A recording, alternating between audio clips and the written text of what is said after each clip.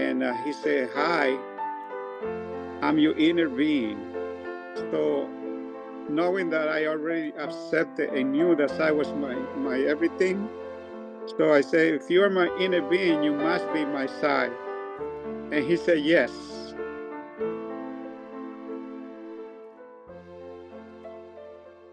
Sairam, dear listeners, welcome to Sai Soul 100. Our guest today is Brother Jose Lopez, who is joining us from Mechanicsburg, Pennsylvania. Sairam, Brother Jose, thank you for joining Sai Soul 100. Sairam to you and everyone who's listening. Sairam, please share your story. Yes, so I came to Swami's Fall, even though I've always been in it, because how else can you explain that you finally found him, you know? So in 1990, I used to belong to like a cultural organization in New York City. And there was a few friends that were going to India. First, it was going to go to Amsterdam. Then from Amsterdam, we're going to go to Paris. From Paris, we're going to go to Bombay. From Bombay, we're going to go to Bangalore. And from there, we were supposed to go to Nepal. But Nepal trip, for some mysterious reason, never happened. And I really didn't want to go anywhere else after I met Swami. So it was the best trip of my life, you know. Everything has been a blessing since then. Me and my wife were married for about 8 years. We had no kids. Went to see Swami for the first time, and then we were blessed with twins, and then we had two other boys, and it's been a great blessing from Swami. I don't really.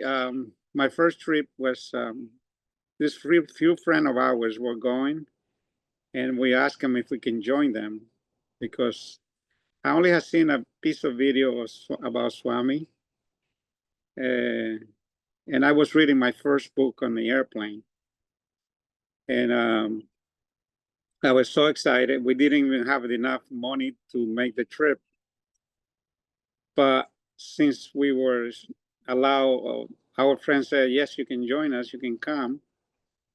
And especially the part of meeting Sai Baba was the main attraction of the trip. So we didn't have enough money. We barely had like $2,500 cash, but luckily, by Swami's grace too, we had approved $5,000 credit card, and so we used that credit card for the expenses, and we tried to save the cash for whatever we needed. So in total, we spent like $5,000 and the whole trip. I'm just kind of summarizing, then I'll get into the details. And so we came back, and I had a dream where somebody was selling me a house for 130,000. So we don't play lottery, you know that. It's not part of our life, but it was kind of an indication to do it, you know. So I play it, and it came exactly the number I play. So we won $5,000, just a little more than what we spent. So we paid the credit card off, and we were off. You know what I mean? So we got there. We were in party. Well, we met him at Bangalore. We stayed in a hotel, and we used to go like every day in the morning for darshan. And so it was so beautiful, you know. The Indian culture, always, you know, I liked it so much. In fact, I feel that my previous birth, I was in India, and Swami has brought me to the Dominican Republic in this birth. And at age 17, I ended up in the United States. My father came with us, and one brother and one sister. And he left. He left us over here with my oldest brother, and I was looking for God. So this trip to India in 1990, somewhere around August, September. Like I said before, it's been the best trip of my life, because that's when I met the Supreme Lord of the Universe. And like in the days I was there, the day before, he did give us an interview. I was recording at that time. I brought a video camera that I borrowed from a friend because I didn't have one. And we came, I brought the video camera, I was recording. Swami came out for darshan. He went around and he got close to me and he asked me, how many are you? And I replied, we are 27. But I didn't know what that meant. So in the group, there was a guy named Pepe from Cuba. And he asked me, what did he ask you? He asked me, how many are you? Oh, this guy started jumping up and down, so happy. And I followed him because then he told me, that means an interview. And we are so excited. We're happy, running here and there and going to Swami's room in Bangalore. And I totally forgot that I was recording. Then I saw the video and it was totally the top of the coconut trees is what, or the ants on the ground. That's what I was recording. Because I was so excited that I totally forgot that I was recording. And so after that, I was so happy, like since I went to that trip, it's so blissful, I couldn't stop crying for every time I remember Swami. I would be crying and crying and crying. I couldn't even see his video after I came back, because all I was do cry, just happiness, or bliss or whatever it was. I don't know how to describe it, but I know it was extremely beautiful, So the day before we were returning, I wrote a letter just knowing that I was God at that moment, I wrote a letter. Everything I wanted to ask God for, I put it in that letter, And I even asked him, Sai, can you please be wherever I am? I want to be with you. I want to be able to talk to you. I want to be able to be with you. And I gave it the letter, was another letter that a friend of mine has sent. And he took the letter. So I took that as a yes, I will grant you wishes. But it wasn't in the way that I expected, He wants us to see him in everything and everyone. So I waited and I waited. He did come in my dreams here and there, and sometimes 2-3 days in a row, and he'd tell me stuff. And I was always waiting until I understood through the years. This is 1990, so we're talking about 35 years ago. So then I understood that he wants me to see him in everything and everyone, because he is the indweller of every being. Once you understand Swami at that level, then really he took this physical form just to guide us, but he's not limited to that form, like he said himself. So, I mean, how is it that people meet Sai Baba and they cannot hold on to him? I mean, this is all we've been looking for. Oh, who knows how many lifetimes we've been trying to get to this opportunity. And there's no way we should waste this opportunity. I even say I don't even want to live without Swami anymore. For what? What am I going to do? So he found me. Now I cannot let him go, no matter what happens in my life. Death, life, I don't care. It's Sai, is the essence of every being. So this is what every creature in the universe is looking for. This is looking for the Lord himself, and we have found him. So we should never let him go, ever, because we have, we've been struggling to find this opportunity, and this is the best thing that can happen to anybody in the universe. So it's he done a lot of miracles, like, so one of the greatest things that happened to me is that I've always been looking for God since I started. I came to the United States basically around age 17, 18. And he I had a nightmare, right? Where I was being chased. Wherever I went, I was being chased all over. So I finally find myself like in a huge metal cage, but Sai or God or put the name of Shiva in my, and I think I pronounced the name Shiva. So as soon as I said Shiva, I was free. And I was raising up, elevating in front of a brick building, like a 5-story brick building. And there was a huge being inserted into the building. And he said, "Hi, I'm your inner being." So knowing that I already accepted and knew that I was my everything, so I say, "If you are my inner being, you must be my Sai." And he said, "Yes." So I couldn't even stay in my dream. I was so happy, so excited to know that a confirmation from the Lord Himself that He was my inner being, my real being. So that gave me so much happiness through my life. And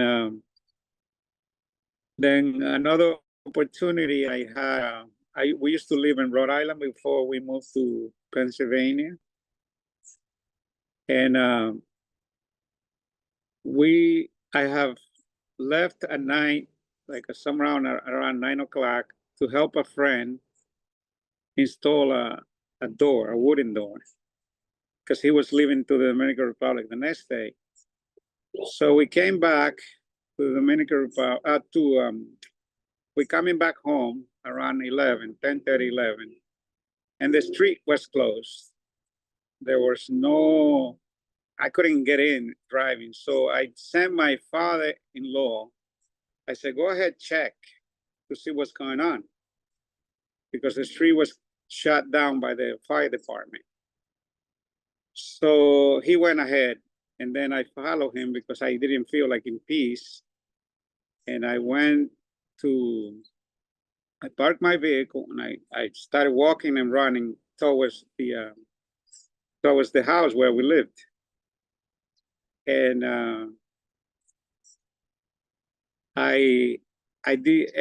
I'm praying in my way that it's not our house, but the closest I got, the more reality struck me. So I got to the place, and I know it's our house. I know I'm checking where the kids are, and making sure everybody's fine. So the local news channel were there, the police was there, the fire, the ambulance. So they asking me, "Do you know what happened?" After I checked, the kids were fine. They had them in the ambulance. They didn't need any treatment. And they were asking me, "Do you know what happened? How the fire started?" I said, "No, we'll find out though." So once I had a moment of peace that I knew everybody was fine, I talked to Sai, and I said, "Swami, Sai, what happened? What happened with you? And this, to everybody that's listening to this, is the most incredible thing that can happen to anybody." He talked to me right within my heart, right here in my guts. And he said to me, "Not even one hair of one of yours got burned. Not even one hair of one of yours got burned." So meaning whatever I have to say is saved. So, and that gave me the courage to move on. We lost pretty much everything, but we never lost God. And then everything was provided. Later on, we were able to buy another house. We were buying that house we rented it with an option to buy. So then that didn't happen. We lost whatever deposit we gave and whatever. So Swami then came in my dream and he told me to wait. And a few years later, then we were able to get our things together, and then we bought a house for the same price, believe it or not, of the same dream that I had when he told me, when I played it, that there's 130, which is 130 was the price for the house that we bought finally. So everything started coinciding. So here and there, he will show and give us his blessing, you know.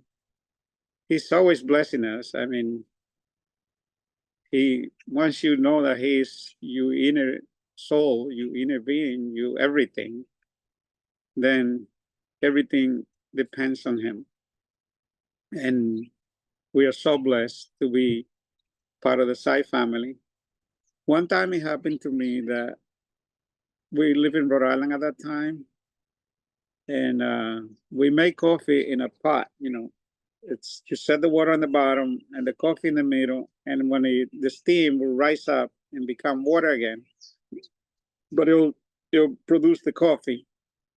So I have the keys in my hand. I'm ready to go out with the kids, and my key got hooked on the coffee pot, and so the whole coffee pot fell in my shoes, like into my foot, right foot, and oh my God, it was so much pain.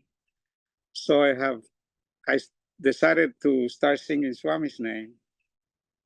It was a bhajan name dedicated to Muruga.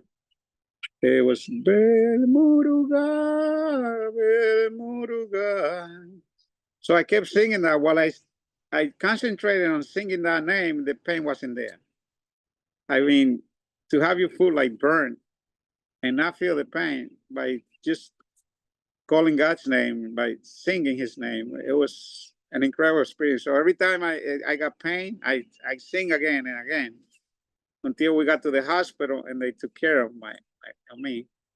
But even pain can go away. And it happened to me. I did not know Sai, but I knew Jesus at that time. But Sai himself. And I was turning on a hot water heater. At that time, there were only like mainly gas. So to ignite the gas heater, you had to hold on to press on a button that releases a small amount of gas and you get the burner started. But I held the button too long and too much gas accumulated on the bottom of the tank. And when I got the flame near, it burst and it burned all my lashes, my face. So I kept calling Jesus, Jesus, Jesus' name. And while I did that, there was no pain.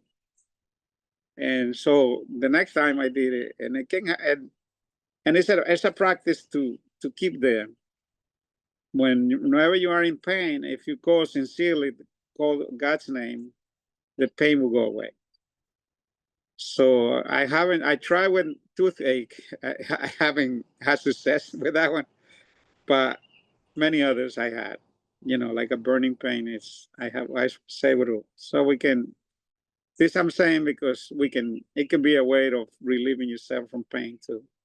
Or whenever I'm like, my brother-in-law, the other day was in the hospital and he ended up passing away. So I was praying to Swami and I was singing, you know, a song every time to see if I can help him, you know, get out of the situation. But it didn't happen. Sometimes we pray for things and God we seem not to be granted to us, but somehow it helps us grow. So even if we don't get what we want, we're still getting somewhere in our path to God. Your story of how deeply connected Swami and you are. And beginning from the time when you heard about Swami, you only saw a video, but you had this inner calling to go visit Swami. Even when you didn't have enough money, this was a priority. You did not even think once to see, can I afford this? You went, you trusted, and Swami gave you so much more. He gave you an interview, but more than that, he became one with you. Although you had many dreams, one of the dreams was where Swami is actually giving you confirmation that he is your inner being.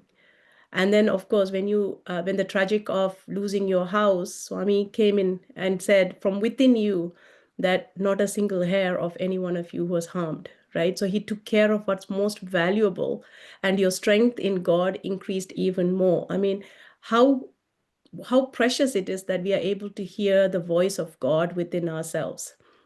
It's a blessing that you are able to No, man. experience that. You see, my skin turns like goosebumps every time I remember that, because it was like a thunder voice, within me, and it confirming me again that he lives within me. You see, when we see Swami's video and you see he's walking on the sand and the floor, so I'm complaining to him one day that, Swami, even that dust is luckier than I am because you're stepping on it. And right away he tells me, but I live within your heart. So, see, I'm saying this because not only for me, but a lot of devotees I know have probably felt that way. And it's not, he lives within us. He's the treasure of the universe that we all been looking for, and we found him. Yeah. No matter, it could be even a different name in a different form, because he said it. All names and all forms are mine. Jai Sairam. Yes, Sairam. Just like in your dream when you were in the cage and all you said was Shiva and you were released from that cage in your dream. So saying the Lord's name has been very, very powerful for you. And Swami has shown you that any name you call, you're basically calling on Sai, who's within yourself. That's the beauty of it, to know that he is everyone and everything. All names and all forms are mine, like he said.